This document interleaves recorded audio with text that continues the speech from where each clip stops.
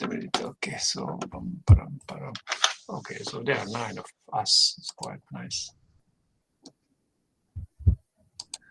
Okay, so let's get started in the seminar. So it's my very great pleasure to invite Pavel, my former PhD student, to give this talk in our seminar. He's going to talk about the power of demonstrations in machine learning. Pavel is from University of Zurich. Now he lives in the wonderful Switzerland. And I would like to ask Pavel to start his talk and give his presentation. So by the way, so as we discussed with Pavel, so it's fine with him to interrupt him anytime once we have a question. And right? Is it true? Yeah, exactly. Yeah. So okay, guys, please feel free to ask anything that is unclear immediately, because otherwise you would forget. Yeah. Okay, thank you. Please, Pavel, start. Yeah, cool. Okay, then hi everybody once again. So I think Attila said already everything about me. Our talk, as it was mentioned, about the demonstrations in machine learning, and especially the idea is that we would talk, let's say, how we can help our machine learning models to train in case we have some problems, let's say, with data that are not sometimes obvious from the beginning, but we will start from very basic cases. And this is like the short slide about how the talk is to be organized. So we're going to start with like the usual supervised learning that you know, and then I would be taking away data from you step by step. First a little bit, then more and more, and then finally you're going to have absolutely no data, and we're still going to be discussing what could be done in any of these cases. So the basic case when we have like supervised learning, this is this first one where all data is labeled, all is good. So then the problems that might happen, they are already some intrinsic, but in general here, I think you all should know how to do with this. Then, if I tell you that, okay, you don't yet have the unsupervised learning problem where the data is unlabeled, but I'm telling you that you were able to get only small portion of data labeled.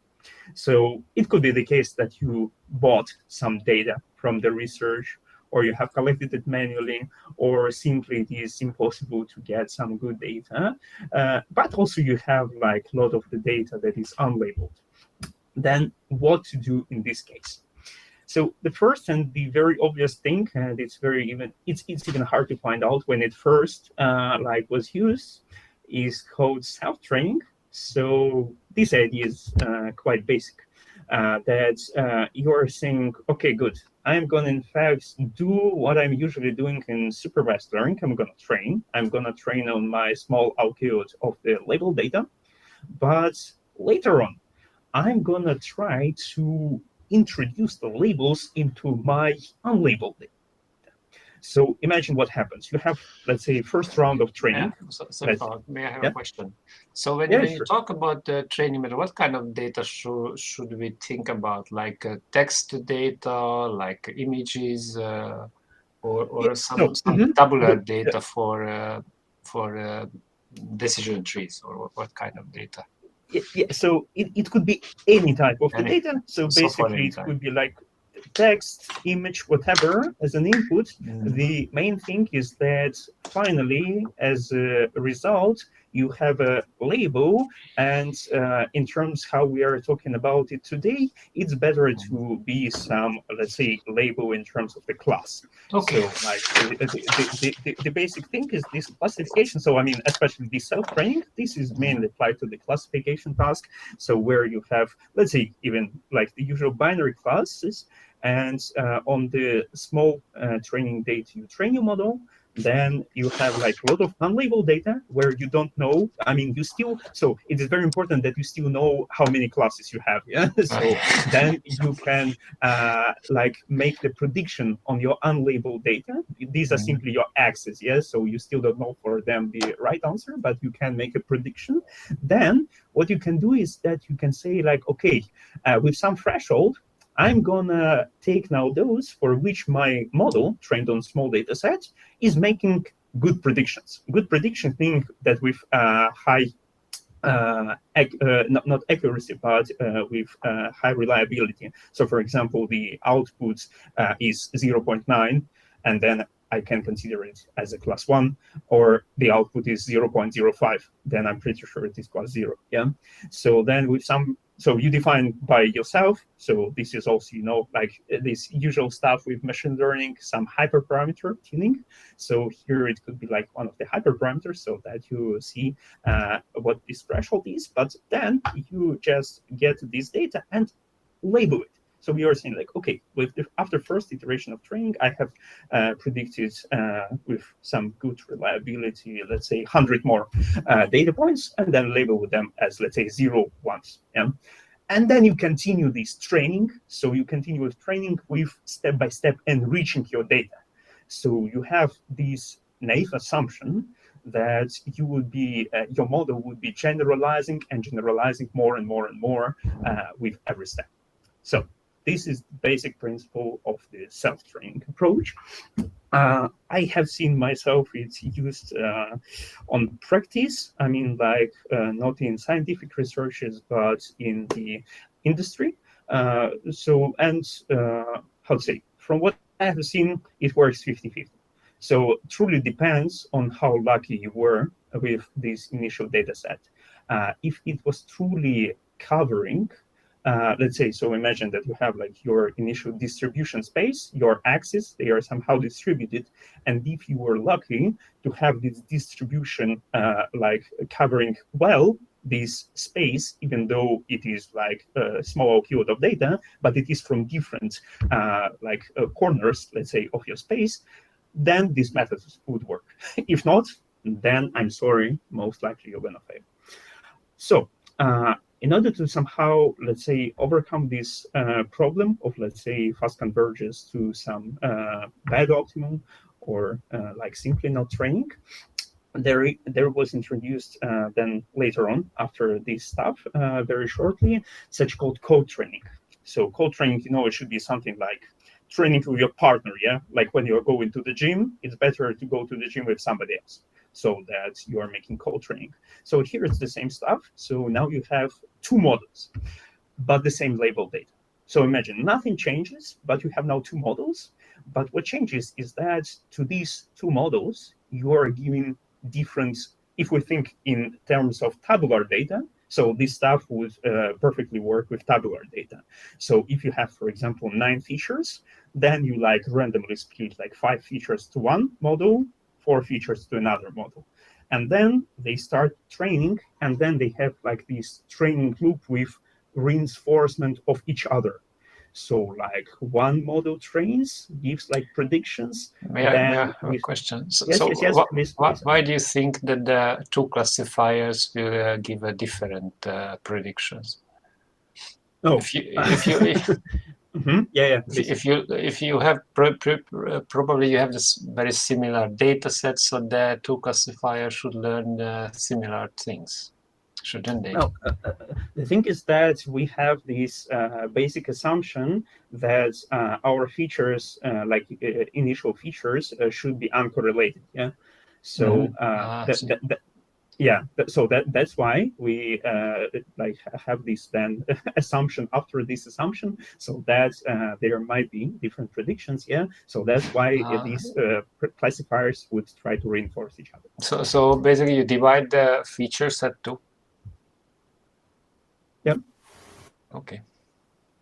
And that's it. Yeah. So and then it happens like with this training loop of like creating these pseudo labels, yeah, that we had from previously, but then confident predictions of one model updating another one. So like basically like this. So And these were like very first approaches in terms of how to use these semi-supervised training. When was this published? Yeah. Oh, so this stuff was, I think this code training, it is of the year 2013. So I mean, like this stuff. Very recent. Yeah. But the previous one, the self-training, this is very old. So I don't remember. So, but now we would be increasing the year of the method. So like now we would be going like closer and closer. So we ended up with 2022. But yeah, now we're like quite in the beginning. So then, as I promised you, I would now try to get away from you like more and more data. And now imagine that you have now no labels. And you might say that, come on, this is unsupervised problem, yeah?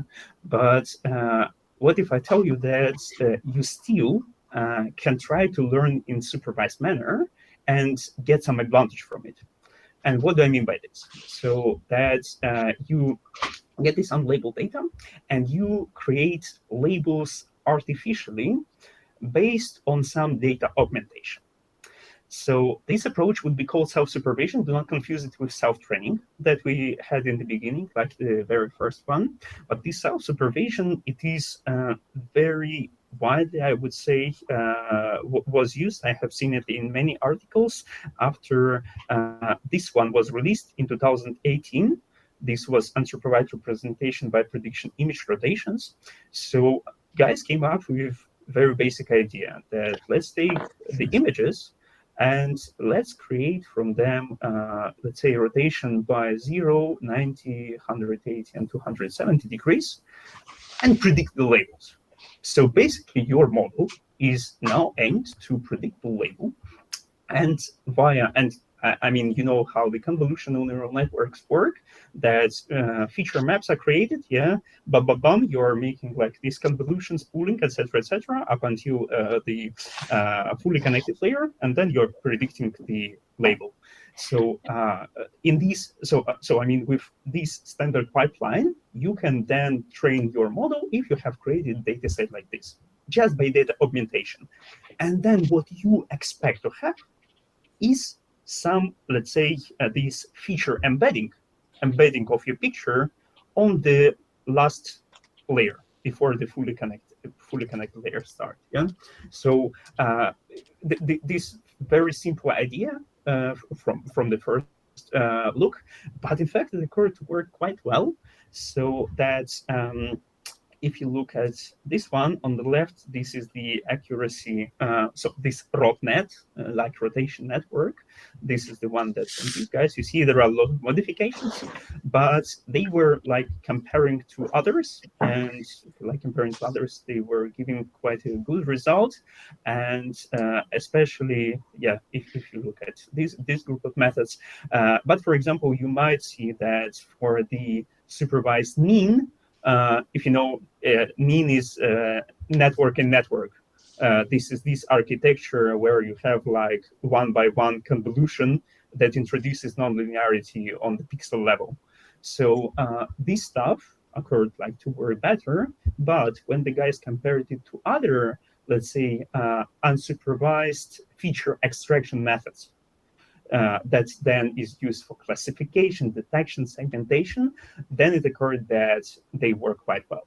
So in fact, it means that this stuff, it could be used as this feature extraction with, for example, further transfer learning. Yeah, so like passing these features. So let's say the best advantage of it is that on small amount of data. So this is like the key point, that without training like this huge convolutional neural network on all these layers, yeah, so that you're taking very small simple architecture with just like 4 labels, you're like quickly training it, but then you can reuse it for like bigger architecture for it.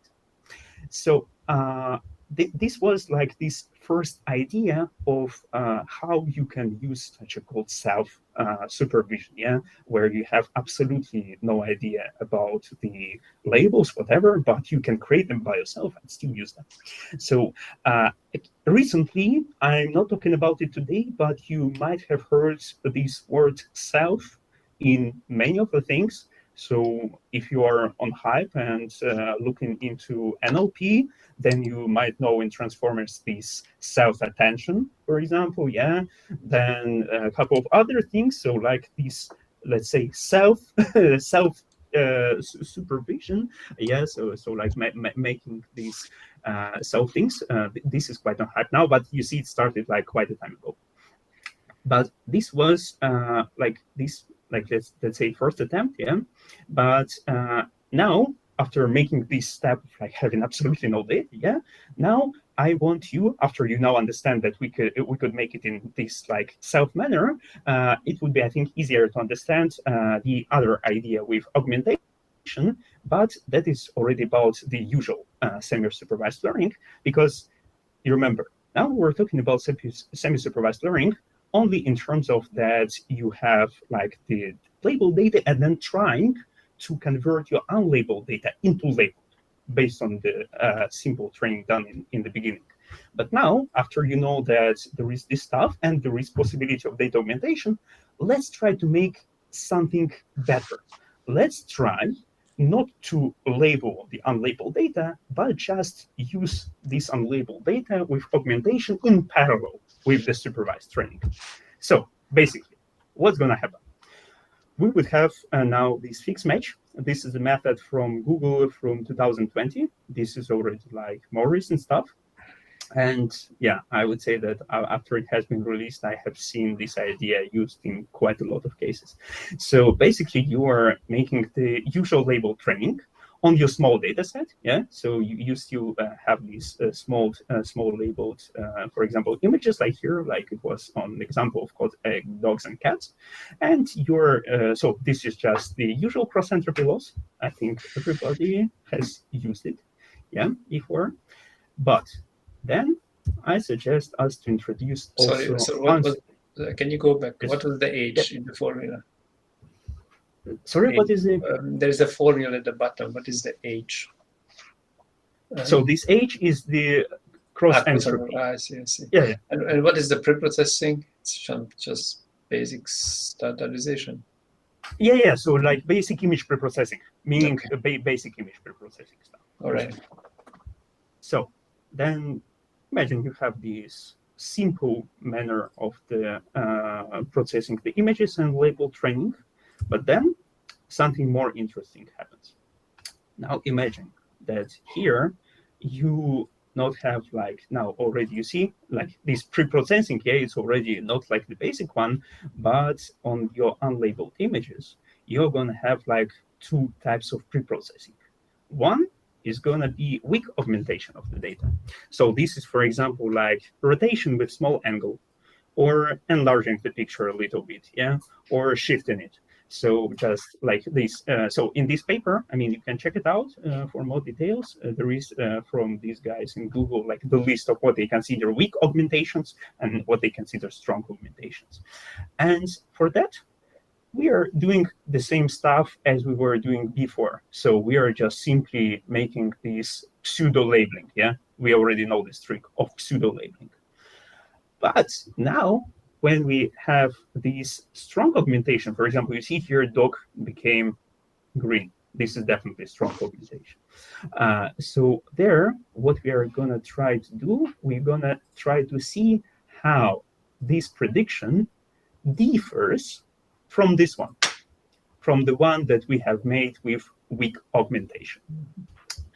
And that's it. So I mean that this is the main idea, that we are having like from weak augmentation extraction of this pseudo labeling, and then from strong augmentation we are trying to measure this cross entropy loss between these two outputs. And now, as it said in YouTube cooking videos, mix well, and this is the final loss. So supervised plus some trade-off parameter by unsupervised loss. And the thing is that it was shown, again, it was like trained with this hyperparameter fitting, that in the beginning, it makes sense to make this lambda small, so that you have like more training from the supervision. But then, as long as your training is processing, because, sorry, I don't like jumping between the slides, but it's important to understand that model is everywhere the same. So that model is the same, yeah? So that's why it makes sense at first point to make this lambda small to let the model train a little bit. And then, as long as training time and the number of epochs like increases, then you are introducing this unsupervised part, and it occurs that, so here you see they do not produce in article the accuracy, they just produce the error rates comparing to other methods. This, I would say, quite a nice trick, yeah? So sometimes you really can show like, oh, error is good, yeah? So, but come on, show me the accuracy. But that's fine, that's fine. These are guys from Google, let's not judge them. They already have everything good in their life.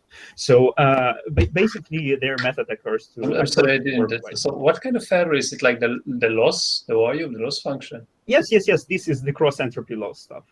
Oh, really? Yeah.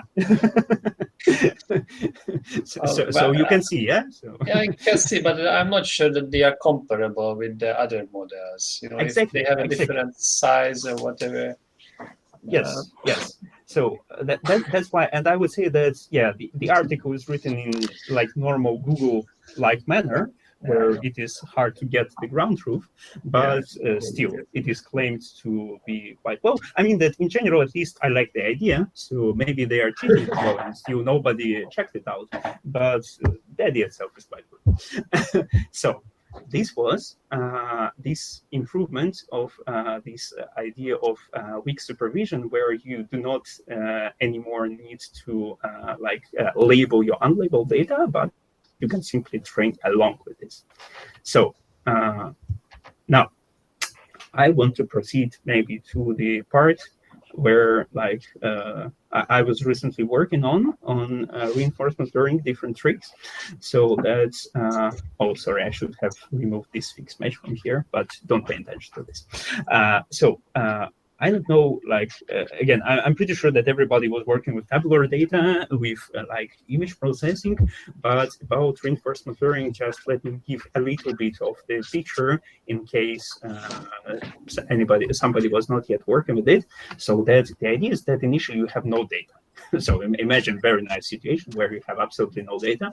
So later on, what you do, you, for example, usually know this example is shown on the Atari games or I don't know, chess game, whatever. So when you have, let's say, some game, like imagine that it is chess, there you have states, yeah, so let's say this is the position of your chessboard, and then you're making some moves, yeah, so, and this is exactly saying the action, yeah, so you are having some moves, and later on, let's see, you get the reward, but for simplicity, it's very easy, for example, in chess, that finally you either win or lose.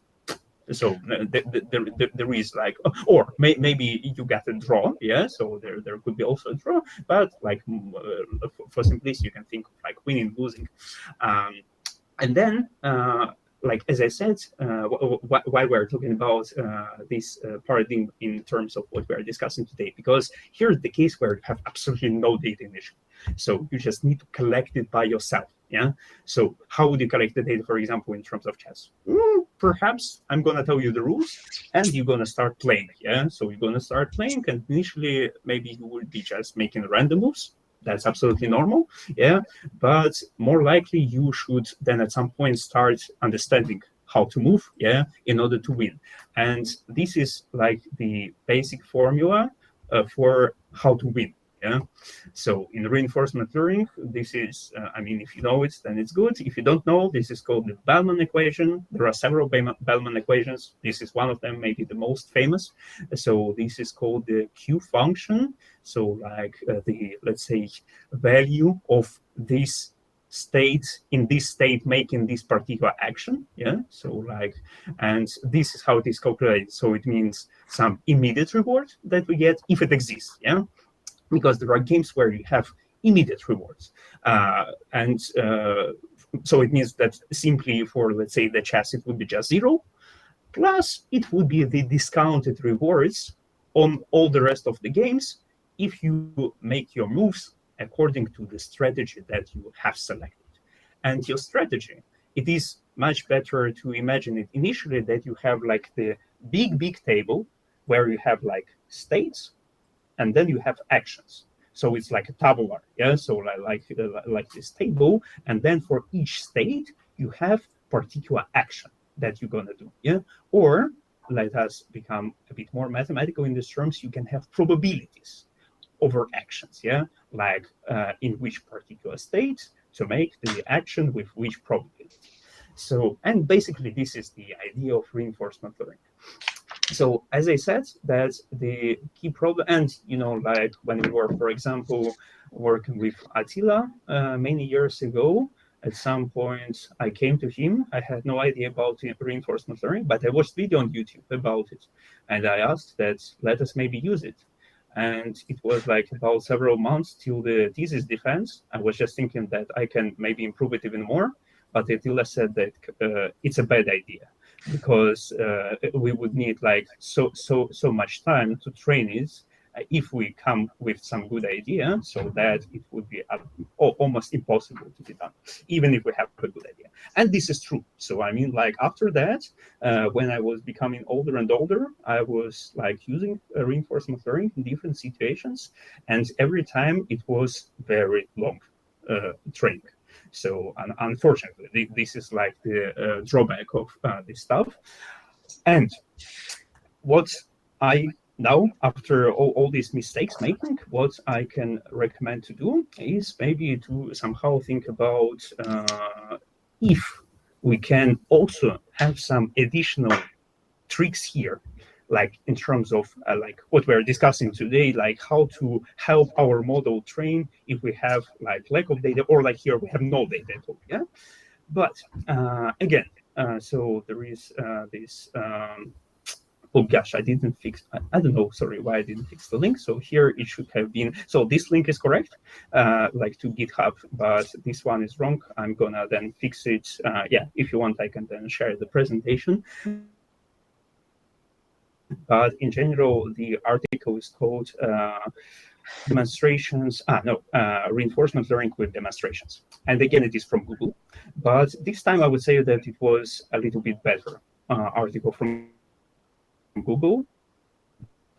So the algorithm is here, but I would discuss now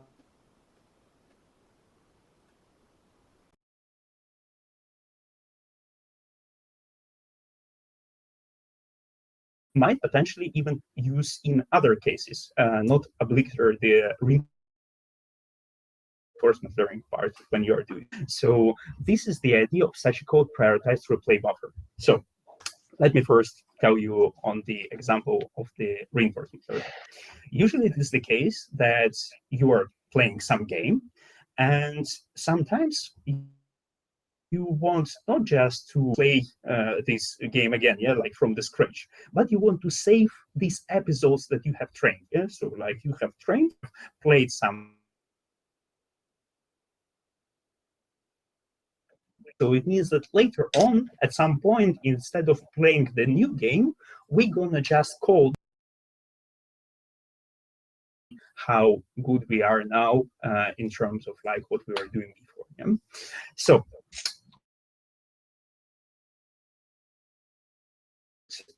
now weak supervision, then it occurs that we can make this replay buffer the prioritized one, depending on if we have an idea solves we want to see again more. And how it was for it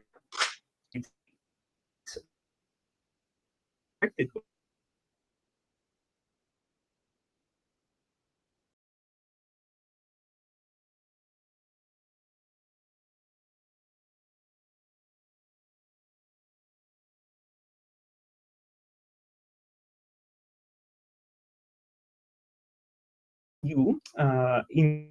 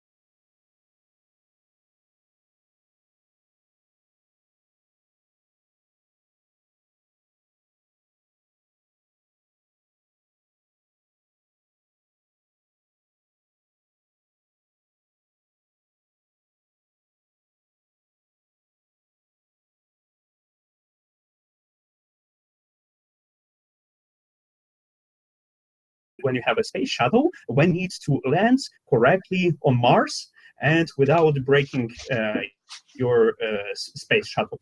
So, and how you can do it via like regulating the angle velocity, then turning left, right. So, I mean, there are some parameters, and then at some point you need to land, hopefully. Yeah? So, and the thing is that depending on different initial positions. So, I mean, that, for example, there are, let's be honest, positions from where it is very hard to land, even if you are experienced pilot. Yeah. But if, for example,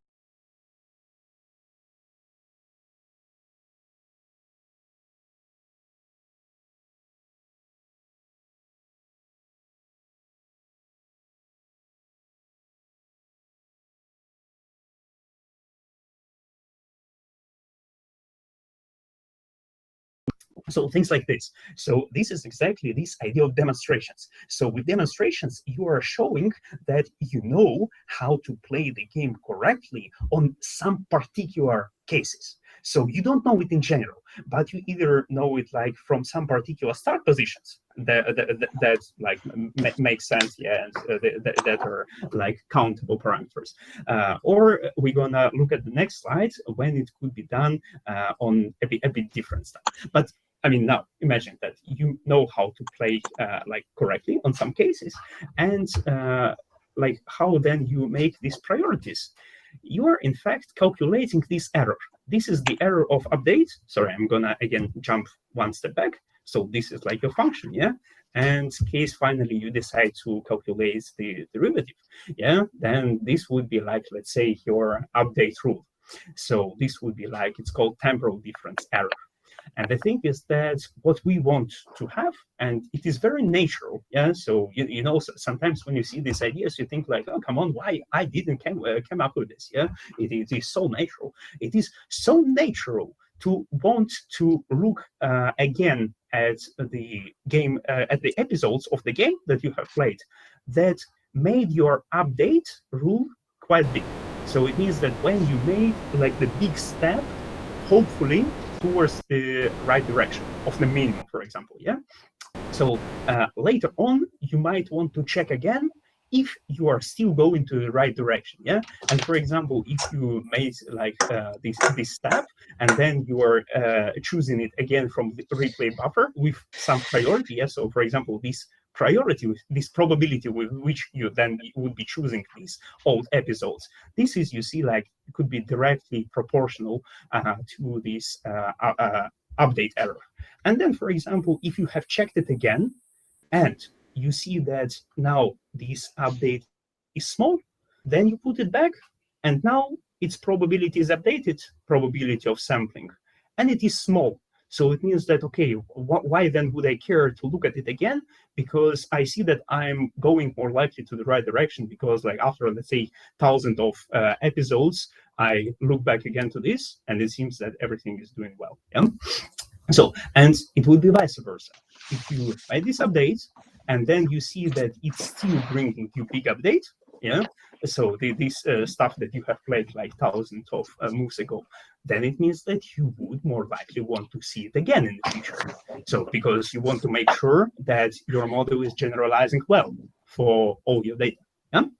So that is the idea of these demonstrations. So I mean that these demonstrations, they are usually kept in your replay buffer with this probability. I mean, you artificially try to make them high in order to sometimes play them again, because you know that this is how you should play. Yeah. So, and if you imagine, yeah, that you like played with this lunar, you know that from straight position it should go down with slow speed and without making a left or right movements. But if after playing thousands of episodes, you take this particular stuff and now your lunar is falling down, it means that you have made something wrong with your model. Yeah, it means that you have brought it to some absolutely wrong direction, perhaps by simply having bad luck and playing like not good episodes with like bad starting point. So basically, this is the stuff about demonstrations. And the recent thing that was done in these terms that I would say it's Oh gosh. Okay. Okay. Here I also maybe sorry. Let me see. Okay. Yeah. Here I have updated it, but before it was not. Okay. So I'm gonna send you then the reconstructed slides later on. So the algorithm where it was applied was in absolutely unusual situation in matrix multiplication. So, for example, I hope that everybody can multiply matrix 2 by 2 and even 3 by 3. I'm absolutely sure that if you're at this seminar, then you can multiply matrices. But also, those of you who know that the complexity of this multiplication is like the cubic one, yeah? So because you would need to make like this multiply, sum, put here, then it would be multiply, sum, put here, yeah? So that you're gonna go n times, you're gonna have n rows and columns, and then all's gonna be made n times, yeah? So it would be n by n by n, so like it would be big O of n cubed. But at some point, some guy with the surname Strassen, he came up with the idea. Sorry? Okay, sorry. Then, so here is the idea that instead of here making 8 multiplications, so as I promised you, yeah, it would be cubic. So it would be 1 multiplication, second multiplication, then third, fourth, fifth, sixth, then seventh, eighth, yeah? So totally you're gonna make 8 multiplications. This Strassen, this guy, he said like, okay, nice, but truly what matters here is exactly number of multiplications. Summation is pretty easy operation, yeah? Multiplication definitely requires some power. And he came up with this idea. He said like, come on, I can give you 7 multiplications. So look here, yeah? They are made of the basic elements of your initial matrices A and B. So like A plus something, B plus something, then there are also like negative signs here. But finally, you're gonna have 7 multiplications. And you're gonna end up with the same result if you finally sum them up in the correct order. So this name, it was called after this guy, the Strassen algorithm. If I'm not mistaken, then its complexity is something like big O of 2 power 7 something. So it is like I mean like for the like quadratic, yeah, for example case. Sorry, not power. So sorry, what I'm saying, it is sorry, n power 2.7 something. So it should be something like this. So it means that this truly improves your complexity. Of course, not making it n squared. Unfortunately, yeah, I'm not quite sure that it is possible, but this Strassen idea is that you can at least make it a little bit easier. And then, as long as today we have like this day of the honor of Google guys, Google guys came and said like, come on, we can now generalize this Strassen idea to whatever metrics like n by n. So they basically say like, come on, we know for example that our basic multiplication, yeah, so our basic, for example, classical stuff would be like this: C1 is A1 B1 plus A2 B3. We have seen it on the previous slide, yeah, here, like how it is done. So this is done in a direct way. But then we know the same like for all the elements C2, C3, C4. So we can start with this. We can have like this representation of our matrix multiplication. This would be initial state, yeah. And for example, for case of the Strassen, we can make like the decomposition of this particular target result, yeah, this target, this result like C1, C2, C3, C4, by this decomposition. So basically, we would end up with exactly the formula that Strassen came up with. So we're gonna formulate M1, yeah, by this U and V, and then we're gonna say exactly which M1 or M4, M5, whatever, to sum or to make it with negative sign. So this would be this matrix double. So basically, like this idea So we can formulate it like this. And then guys are saying like, hey, come on. Then let us try to make this game such a case that we know the initial one. It is very complicated, yeah. So it is, sorry, it is not very complicated. It just has usual complexity of n cube.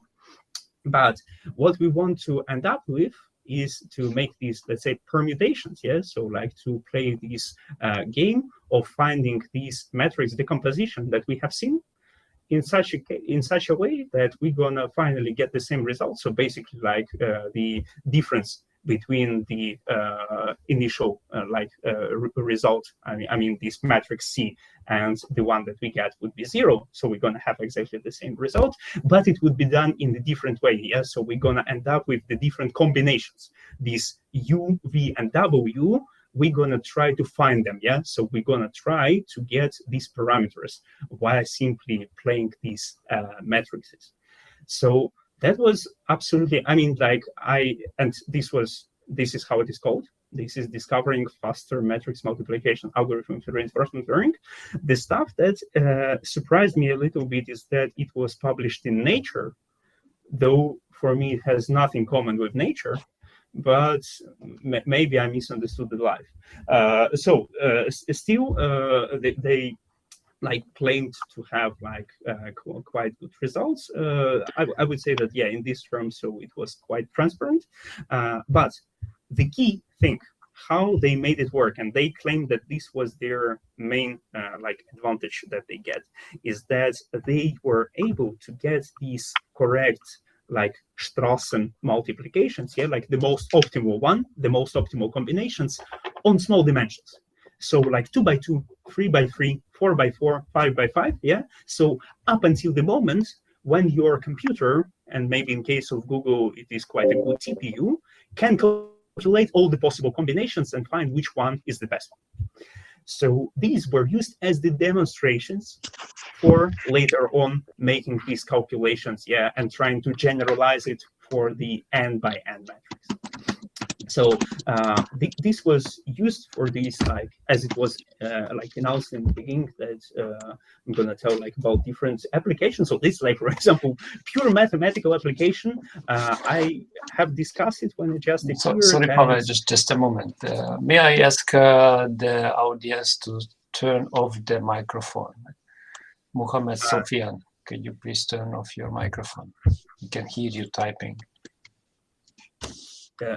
Yeah. If somebody is typing a question in the chat, I don't know if it exists. I'm sorry, I don't see the chat, but later on I'm gonna answer your questions like orally, if you don't mind.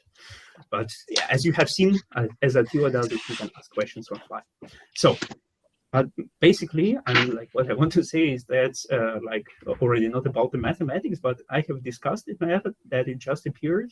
So, for example, here, people just were quite impressed with this, and like in terms of not being it applied immediately somehow, yeah, but more in terms of the methodology, yeah. So how this unusual stuff with demonstrations was applied in this area of the matrix multiplication, and to consider it as a trampoline to some other problems to be solved, yeah. So, for example, when I have discussed it with some Russian guys, so this was immediately saying like, why do we need it? Like, what for it was done, yeah, for the publication in Nature, ha ha ha. So I don't know. Later on, you can share your opinion in the comments or as well.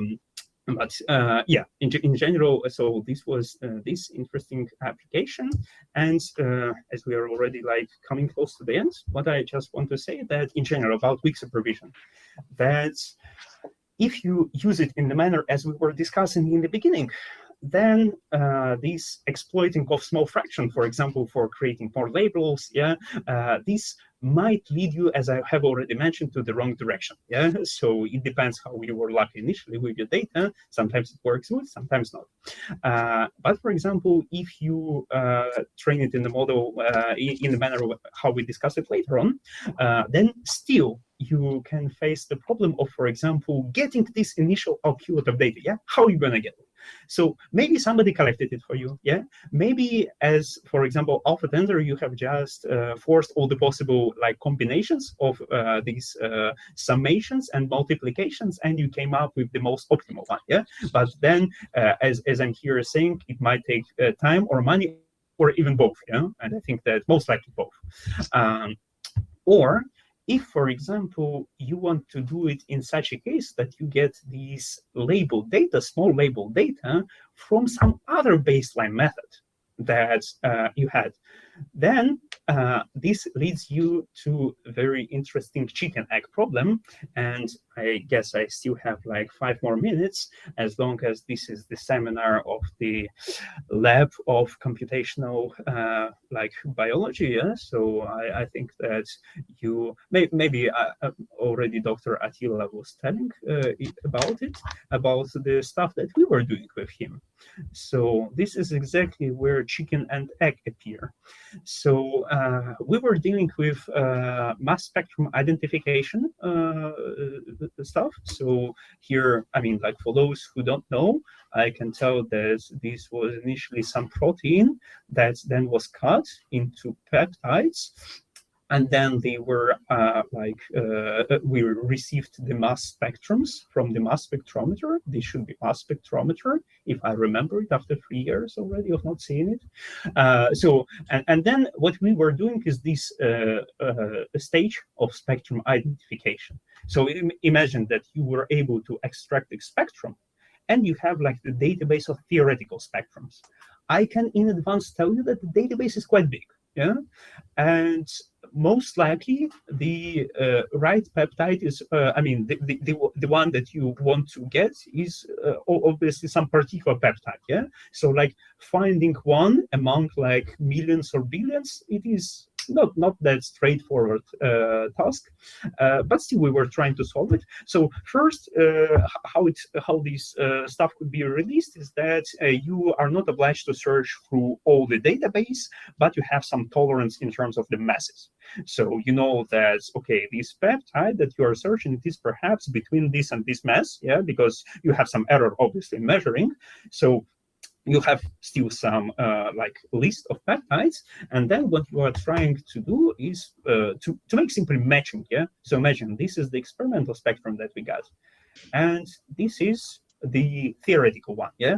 So obviously there are some noisy peaks that appear. So because mass spectrometer is not that accurate as we wish it to be, because if it would have been accurate, then this slide would not exist, and maybe even I would now not be here, yeah, because I would not be able to get my PhD, because this is what I was awarded for. Maybe it would be like totally not useful stuff. But in general, as long as mass spectrometers are not accurate, that gave me possibility to do some scientific stuff around it.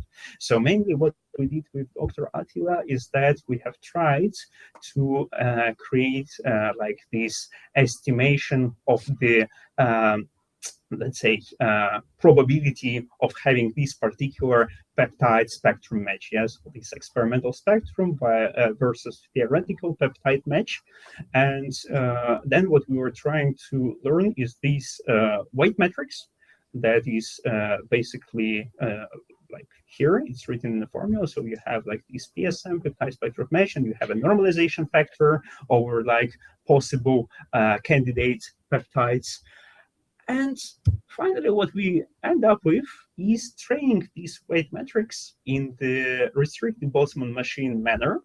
But the original restricted Boltzmann machine training, it requires the Monte Carlo Markov chain step, so it is quite computationally heavy. So that's why we were introducing different like assumptions that were like giving us the possibility to make it less computational inefficient. And one of the things that we came up with is on the positive phase of restricted Boltzmann machine. So in fact, asking like, what is a good candidate, yeah? So on this, like on the other side would be like the bad candidates, yeah? So we want to like have good candidates minus bad candidates, and to have the to maximize the log likelihood of this probability, yeah? So for the good match, we were simply choosing the best matching from theoretical spectrum by another method. So this X-score is another instrument for getting the candidate peptides. And you understand, yeah? So we have simply applied this trick, getting explicitly the candidate, but obviously we were taking it with only those candidates that have like low Q value, meaning that this X-score method is very confident in it. So you feel the parallel, yeah, with what we have started today as this method of having like small output of data, and then you are choosing for labeling those that have on unlabeled like very high confidence. So here we were doing kind of this idea. We were taking another method, seeing where it is confident, and taking it for our methods as the estimate for the positive phase. And we were in fact making our stuff from like initial restricted Boltzmann machine like this unsupervised manner. We were training it in like partially supervised manner. So making long story short, did we make a good result? Yes. You can take a look at this graph. So here, in fact, it shows that, for example, with this low FDR, you have like the best, for example, on this Boltzmann. This is our method. So did we have good results in the year 2020? Yes, we had. Did I get a PhD? Yes. Did it give me possibility to move to Zurich? Yes. Yeah. Did we get rid of weak supervision chicken egg problem? No. And after all this stuff finished, I just, yeah, so I mean, that when having this defense, I was claiming as one of the possible improvements is to think how to get rid of weak supervision problem. But obviously, I never came back to this. So I simply happily get my diploma and left. But still, that was quite a good experience. And what I have seen afterwards in like where I was working, then in the researches that I was doing, that weak supervision is applied like in 90% of the cases. So I mean, where you have some problems with the data, where you're not sure, so either you are taking as in some output of data, or you are taking some other baseline method and trying to take labels results from these or demonstrations with like high accuracy, with high confidence threshold. So it is still used. Maybe there are people who are trying to get rid of it totally, but as long as we see the papers mainly with weak supervision or like full supervision, perhaps these people are not that successful in making this full getting rid of weak supervision. So basically, this is the short story about weak supervision. So I was assumed to make it in 50 minutes. Sorry, I made it a little bit more, 53 minutes, but this is because of questions from Attila. So, but now, like, as long as you didn't ask any questions, others in the between, it's time for questions and discussions if you still want to do it. And for sure, thank you for your attention and having me today with you. Thank you very much, Pavel, for your nice presentations. I'm turning to the audience, and please let me know if you have any questions to Pavel about his presentation.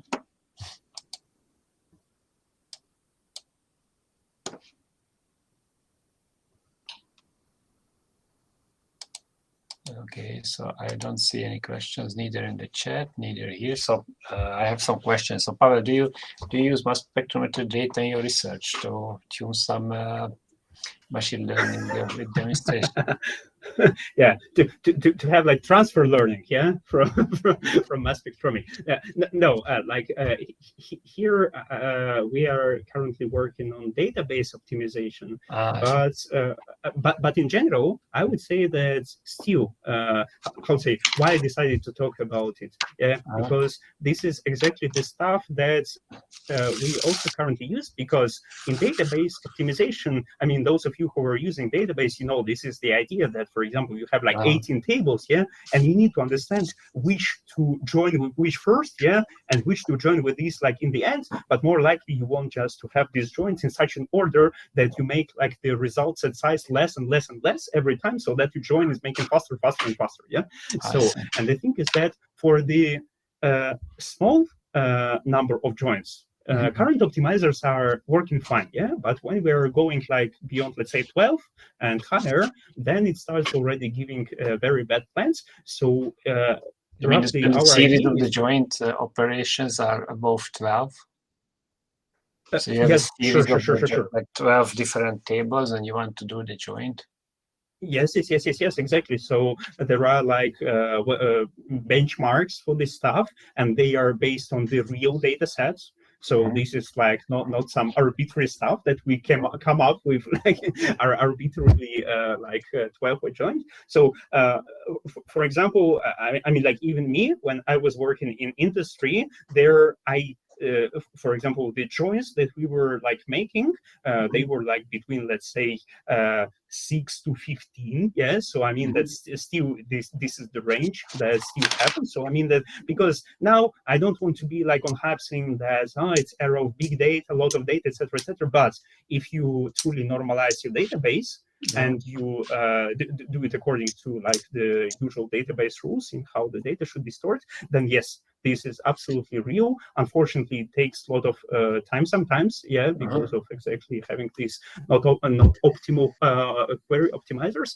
But what we like came up with, the idea that we are currently like testing and working on, is that we are taking the results from the query optimizers, like on the small tables, on the small number of tables, and exactly using it for demonstrations in order to generalize for the larger, in order to catch these rules, in order to catch. So I mean, obviously, these like joins on for a small number of tables, they are based on some rules. These are rule based. These are not machine learning based. But we are trying then to use like neural network as like perfect approximator of these rules for the higher orders of the joint. So basically, you are trying to select the series of the joint operation, which one should be taken first. It reminds me the optimization of a series of matrix multiplications. Exactly. So this is, I mean, it has some specificities, but in general, this is the idea that finally you have like these n factorial roughly n factorial combinations. So like, I mean, you can have like a lot of permutations, and then you need just to find, let's say, the best one. So I see. I should have talked about this, not about mass spectrometry. But I wanted just to have the second invitation for talk from you. That's why I made it for the the teaser. My second question. Would this? So in the beginning, you were talking about labeling or how to add more labels. Would this approach help in this classic zero shot and one shot learning? They used to be big terms 5 years ago. I haven't heard anything about zero shot and one shot learning anymore. It's interesting that me neither. I also didn't hear about it. Maybe it exactly occurred not to work that well because of the stuff that I have mentioned, that it truly depends on initial distribution. So that's why sometimes you might be lucky, sometimes not. That's why I think that this stuff, it's just only this theoretical, like, cool idea, cool looking in terms of the diagram, but not going further in terms of the results. I see. All right. Okay. Thank you very much, Pavel, for this nice talk. It was nice hearing you. It was nice to listen to your talk, and it's interesting to know what you are doing. Thank you again for your time and for your presentation. Thank you. And thank you also for the audience for coming. We had a pretty big number listeners. It was very interesting. I hope they are not sleeping. Yeah. Okay. Oh, wait. There's a chat. Oh, there's a thank you chat. Okay. Thank you very much, Pavel. And for the people coming. I dismiss the. Thank you all, and hope to see you in the future. Bye. Bye. Thank you.